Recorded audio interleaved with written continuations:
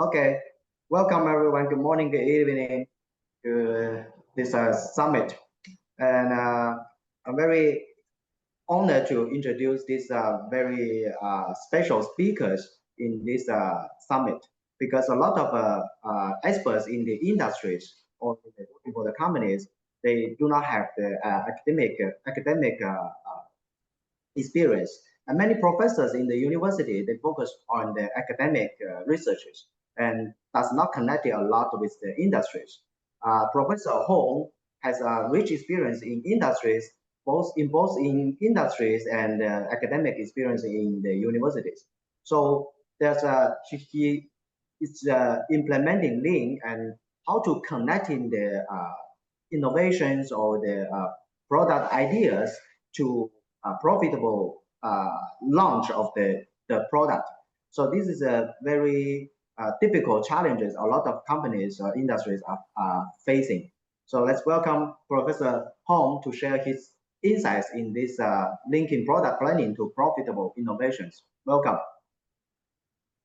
Thank you, Ken, for the kind introduction. Hello, everyone, and greetings to all of you joining from different parts of the world.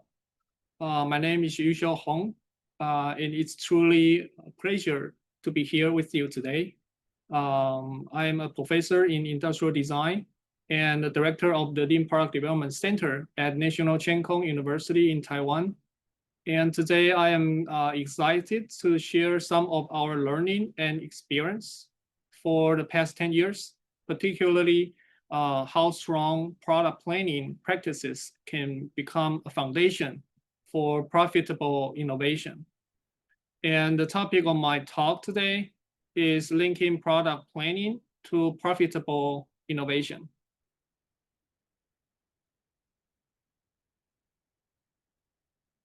Just a little bit background about my university and the Lean Product Development Center.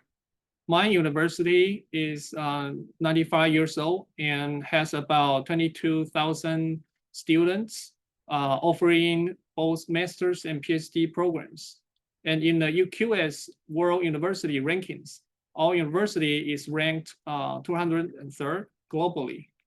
And the Lean Product Development Center is located in the Departments of Industrial Design on the right of the slide. And the center was established in 2019 by LEC, collaboration with the university.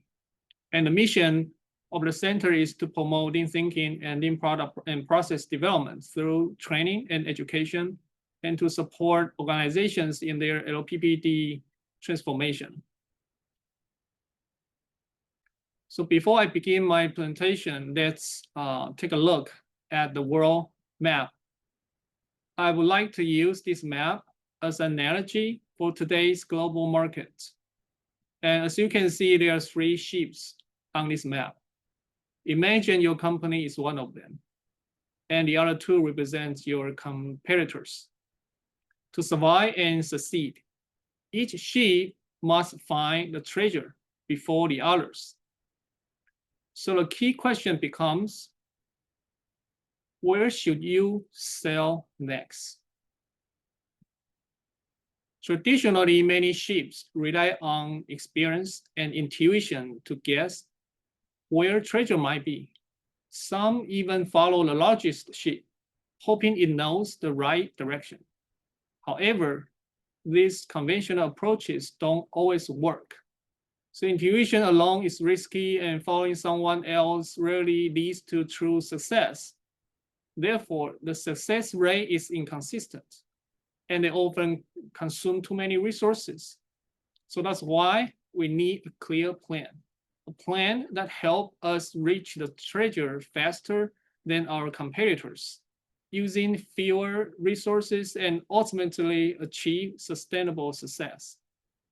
So from this analogy, we can see that in today's fast-changing business environment, planning matters more than ever. Let's take a look at Taiwan.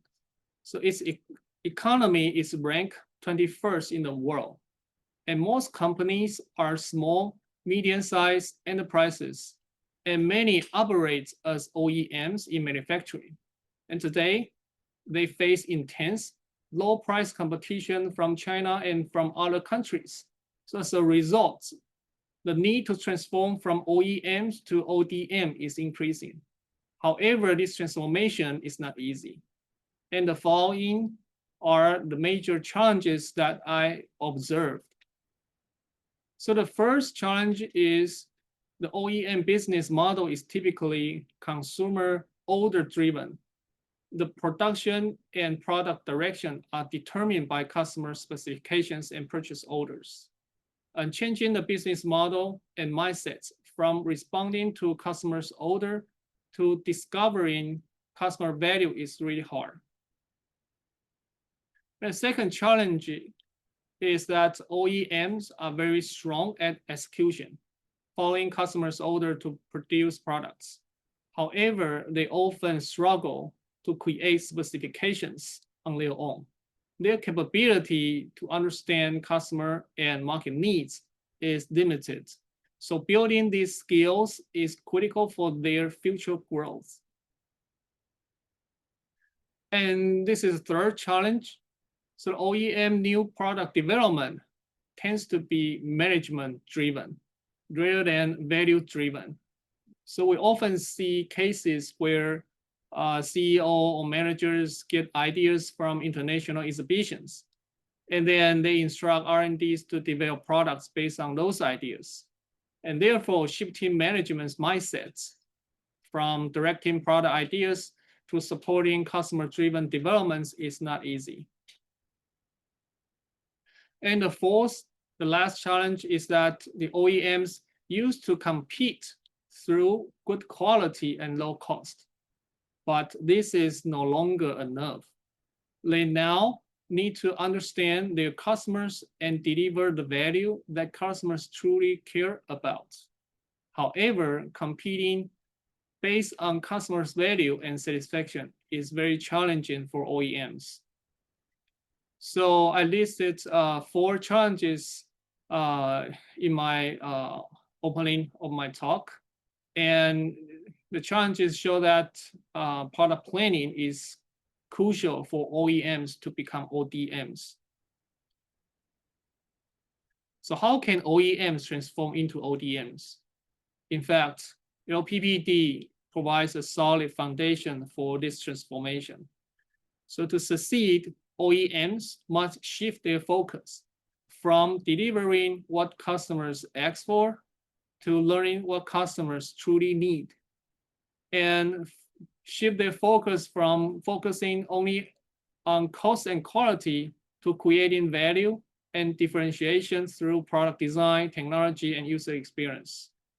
And shift their focus from manufacturing optimization to integrated product value process optimization. And OEM should also shift their focus from execution excellence to learning excellence. So in short, OEMs must evolve from being great builders to becoming great learners, planners, and creators of customer value. And this is a typical product development process, which includes planning, development, and production. And this traditional product development process, the planning stage is often minimal and reactive. And under time pressure, normally R&D people are eager to start building once they receive the projects. But this often results in rework, higher cost, and products that ultimately fail in the market. So in contrast, in LPPD, the product planning stage requires deliberate efforts. First, to ensure profitability, companies must identify niche markets and conduct customer research on problems and pain points.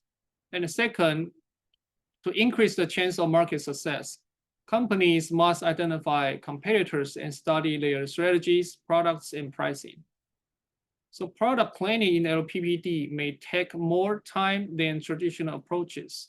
However, it establishes the foundation for success because Customer value is identified as the true north to guide product design activities. And profit, market price, target cost, risk, and expected sales volume are estimated so the company can understand the likelihood of success before investing resources in development. And this approach of front-loading the risks explains why companies that adopt LPBD consistently outperform their competitors.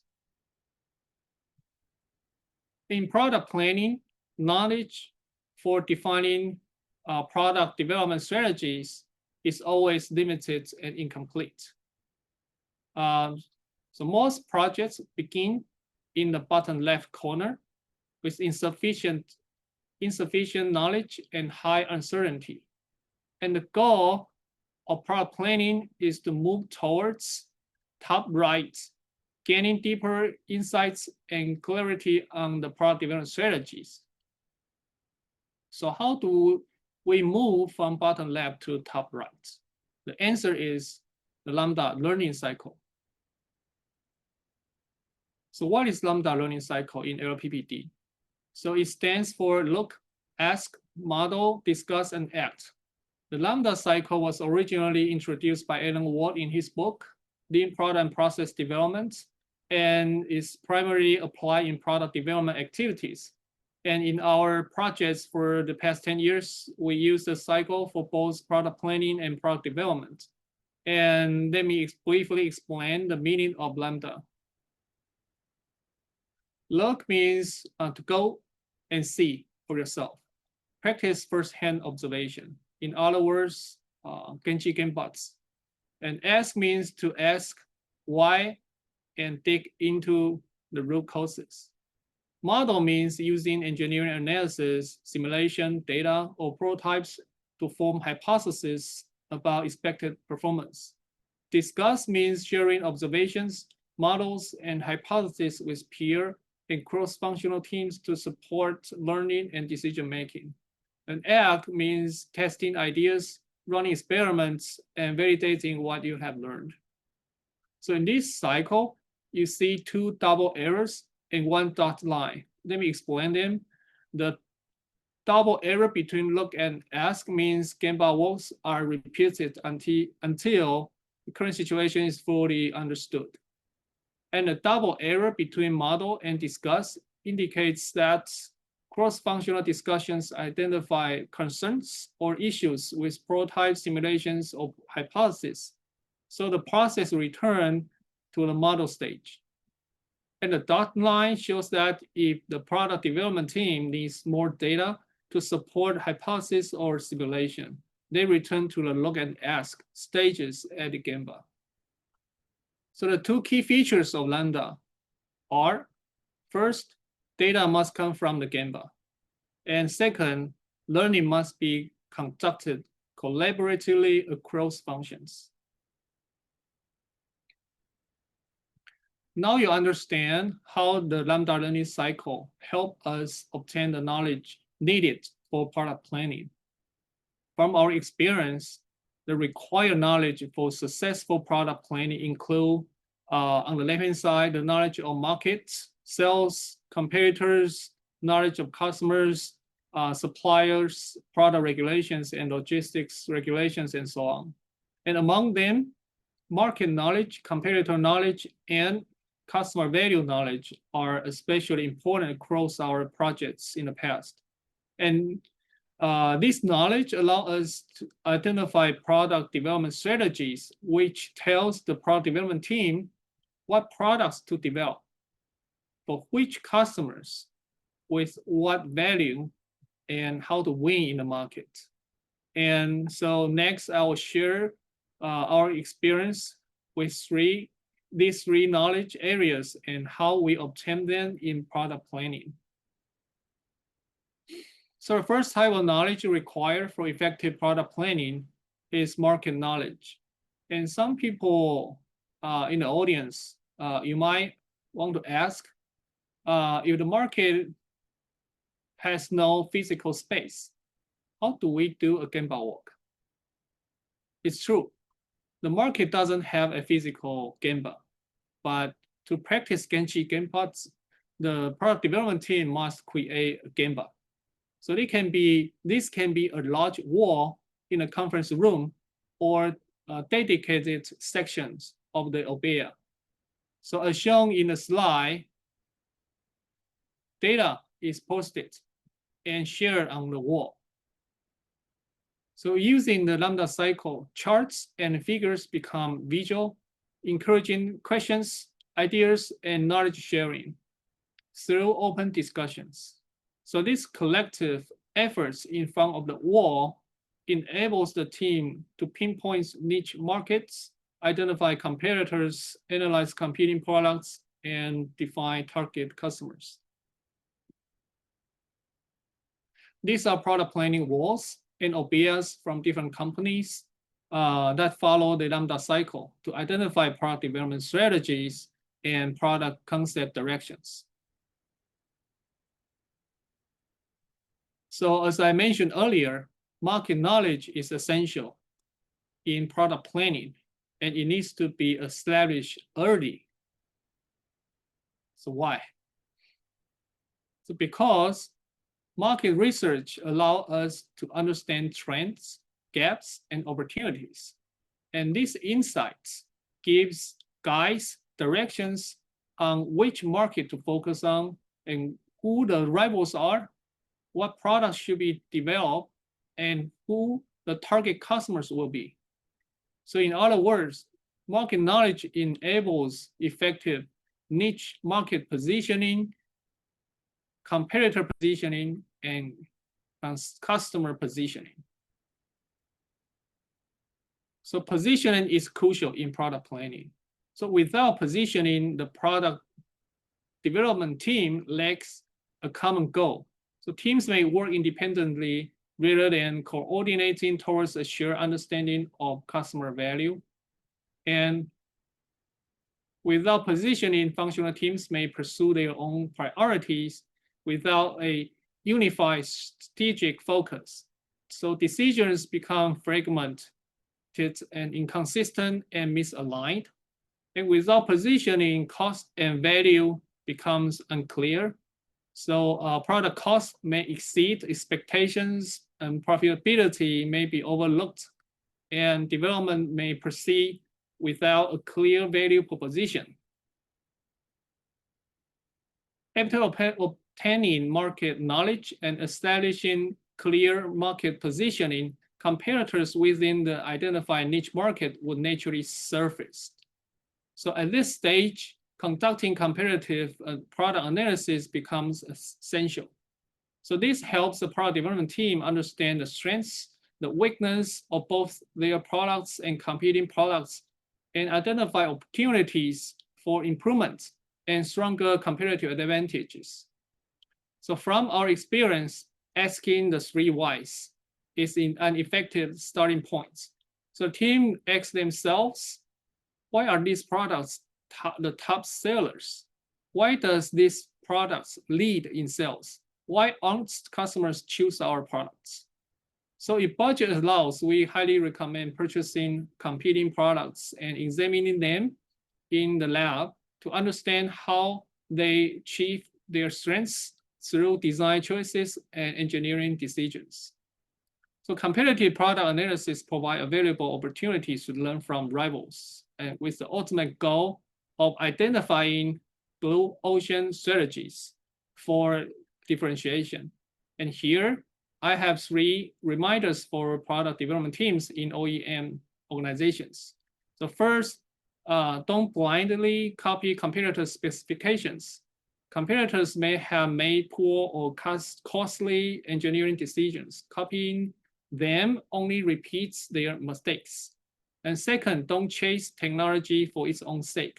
So we cannot assume customers will value what we value. So the gold standards remains pursue what satisfies what customer value. And the third is that don't compete solely on value for money. Taiwan's OEMs no longer hold an advantage in cost-based competition. So we should compete on who satisfies customers' needs the most, not who is the cheapest. Next, I would like to discuss how we use Lambda to identify customers' needs and value. In practice, customers' value research can run in parallel with comparative product analysis. So the insight obtained from customer value research help you perform deeper comparative product analysis, while the findings from comparative product analysis guide you towards the right areas of focus during product Gemba walks at customers' job sites. So for most OEMs operating in B2B, we strongly recommend visiting both customers' job sites and their customers' job sites. And each provides different insights that shape how you define your products. And Gemba walk at customer sites often reveal valuable knowledge for developing product concept directions. However, if you don't dig deep enough, it is easy to miss customers' critical needs and sources of value. So if customers' work requires interactions with other individuals, we recommend conducting Gemba visits multiple times, not just once. So when observing customers, look beyond their task and their objects they use, and also pay attention to their physical environment, stakeholders, and work culture. And this example illustrates projects where we aim to develop a fall protection products for residential roofers. Because of the dynamic nature of the industry, we visited workers' job site multiple times and examining their behavior from the 5 viewpoints: physical environment, task, tools, objects, and work culture. And through Lambda learning, Genchi Genpatsu, and the insights gathered from these 5 perspectives, we discovered that workers often avoid wearing personal protective equipment to save time so that they could complete more projects for higher income.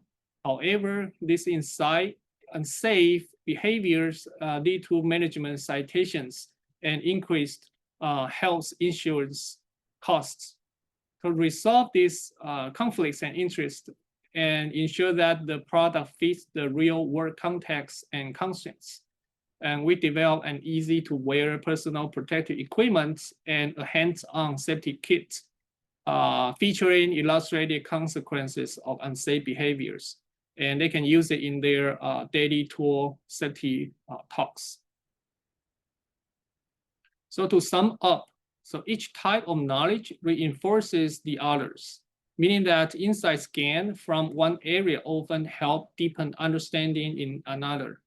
In addition, good product planning also requires integrating market knowledge, competitor knowledge, and customer value knowledge, which together generate product development strategies that include and that define target customer segment, customer value, product differentiation strategies, profit, cost, timing, and product concept directions, and so on.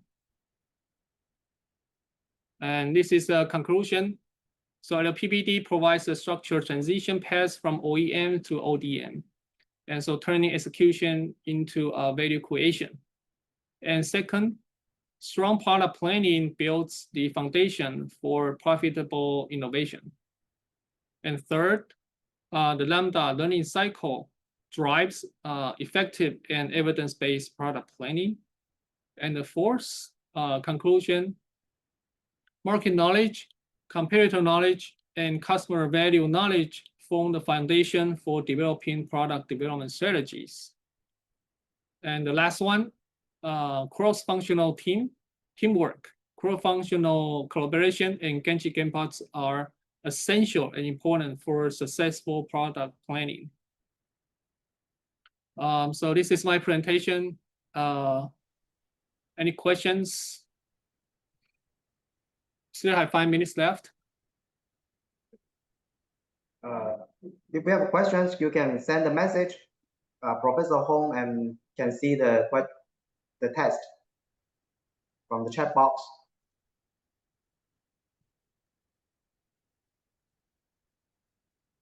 I think time is very short, and to go through all of the slides, and it's a little bit pressure on me, but I hope that if you have any questions, you feel free to ask.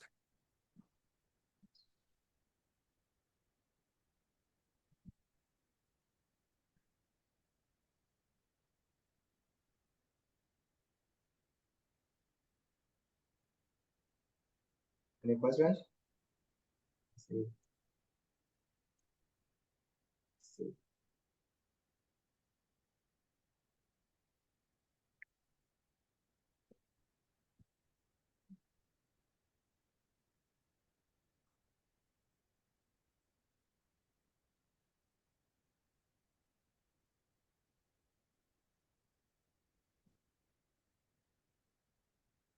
So if nobody has a question, I have a question for Professor. Yeah. So Professor Hong, for the product planning, who should be the right one to lead in this role in the company? If you are saying like Toyota, and normally they have a chief engineer to lead the product development activities. But for the OEMs, small, medium-sized enterprises, or the small companies, and it's really hard for them to identify this person. So my suggestion is that maybe the product development leaders who can take a role to lead product development activities. But however, the product development actually requires the knowledge in different areas. So in order to succeed and to manage, to make the product development work better, and the product development leaders in the company has to have some like personality of like curiosity, and this person has to have passion towards products, passion with their users, passion with new technologies. So this kind of person is hard to identify in a company, but for company want to be successful in their product developments, in product developments, and they have to develop this kind of person, develop a product concept leaders in companies, and it takes time, but it's better to do it now. Yeah. Yeah, because the leading for the product plan needs to understand not only the R&D but also the marketing, the customer values, and also your knowledge in the production, right? Because it needs also to analyze the cost of the production. Yeah. So normally in small companies, they don't. It's really hard to identify this person. But in my past experience, the founder of the company, and maybe is the ideal guy to do the work, but this person is also the CEO, and he's so busy, so he cannot really to do this work. So yeah, but the company has to develop this guy. Yeah, it is very important. We got the question. Professor, can you see the chat, the text from the chat box? That's from Venturi Percy asked a question. What knowledge sharing process have you developed to ensure fast information flow? What are used usually? How to collect knowledge in systematic way if you don't have that one chief engineer, or it's just must to have one person? Okay, it's hard to answer it, shortly.